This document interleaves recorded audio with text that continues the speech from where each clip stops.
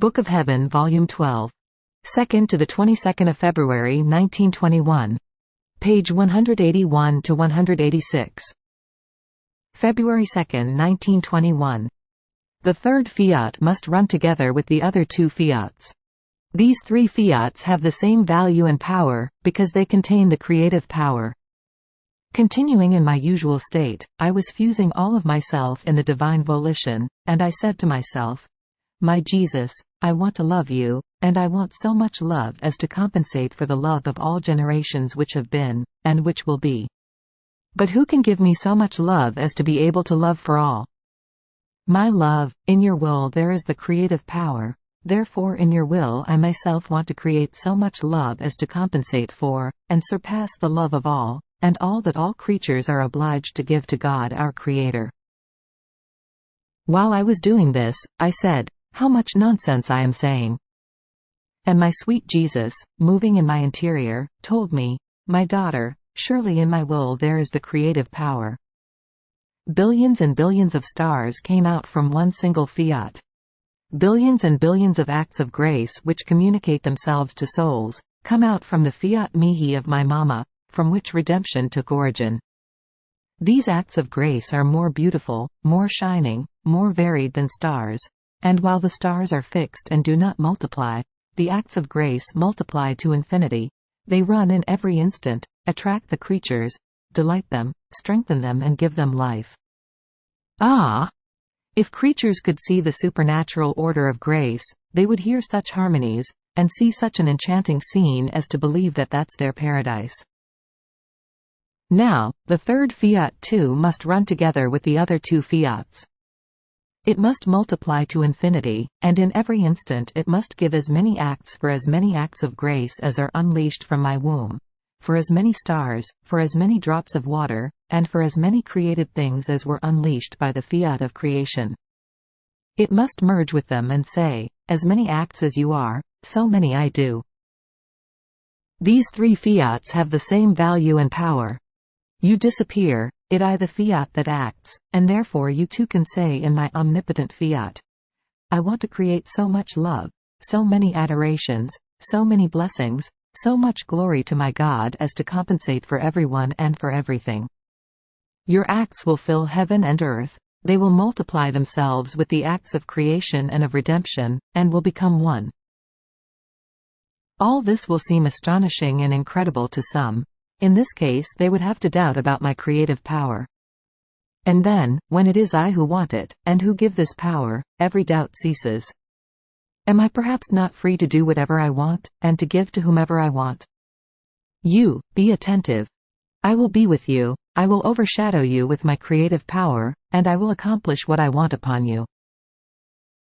February 8, 1921.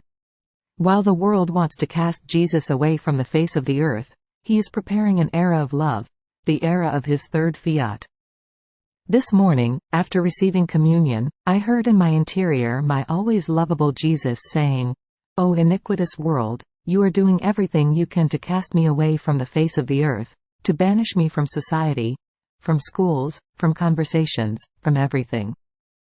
You are plotting how to demolish temples and altars, how to destroy my church and kill my ministers, while I am preparing for you an era of love, the era of my third fiat. You will make your own way in order to banish me, and I will confuse you by means of love. I will follow you from behind, and I will come toward you from the front so as to confuse you in love. And wherever you have banished me, I will raise my throne, and there will I reign more than before, but in a more astonishing way. So much so, that you yourself will fall at the foot of my throne, as though bound by the power of my love." Then he added, "Ah, my daughter, the creature rages more and more in evil. How many machinations of ruin they are preparing! They will reach the point of exhausting evil itself.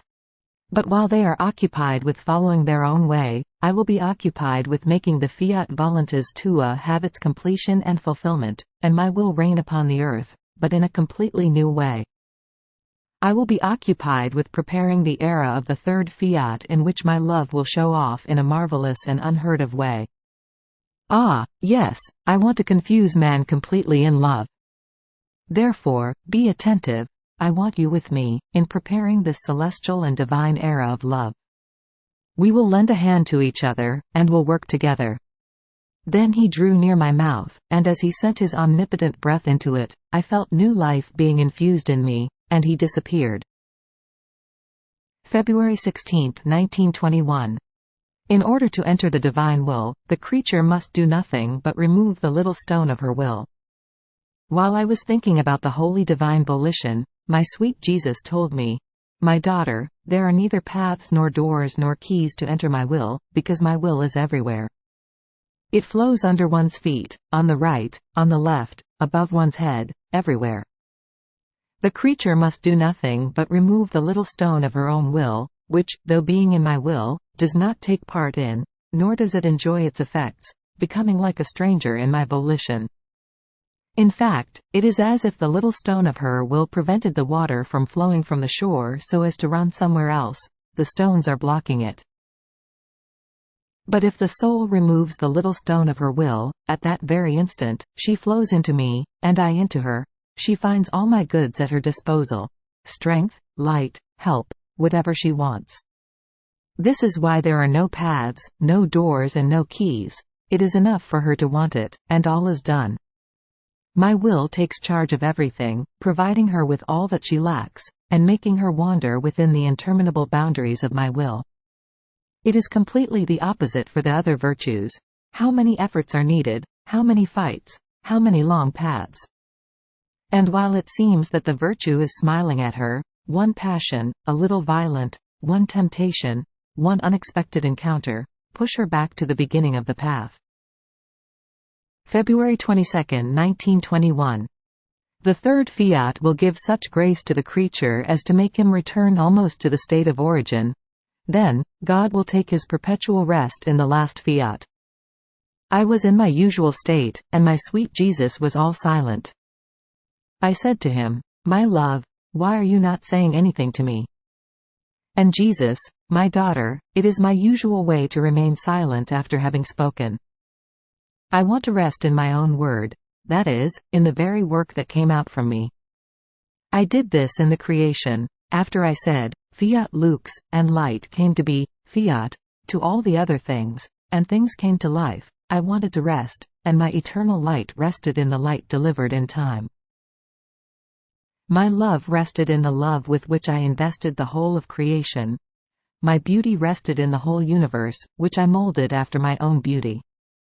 My wisdom and my power rested as well, with which I ordered everything, with such wisdom and power that, in looking, I myself said, "How beautiful is the work that came out from me, I want to rest in it." I do the same with souls. After I have spoken, I want to rest and enjoy the effects of my word. After this, he added, "Let us say, Fiat, together." And everything, heaven and earth, was filled with adoration to the Supreme Majesty. Then, again, he repeated, Fiat, and the blood, the wounds and the pains of Jesus arose and multiplied to infinity. And then, for the third time, Fiat, and this Fiat multiplied in all the wills of creatures to sanctify them. Then, he said to me, "My daughter, these three Fiats are the creating, the redeeming, and the sanctifying Fiat. In creating man, I endowed him with three powers, intellect, memory and will, and with three Fiats will I accomplish the work of sanctification of man. At the creating Fiat, the intellect of man remains as though enraptured. How many things he understands about me and about my love for him, as I am hidden inside all created things in order to make myself known, and to give him love so as to be loved. In the Fiat of redemption, his memory remains as though enchanted by the excesses of my love in suffering so much in order to help and save man in the state of sin. In the third Fiat, my love wants to display even more. I want to assail the human will, I want to place my own will as support of his will, so that the human will may remain not only enraptured and enchanted, but sustained by an eternal will. And as my will becomes his support in everything, man will almost be unable to escape it. The generations will not end until my will reigns upon earth.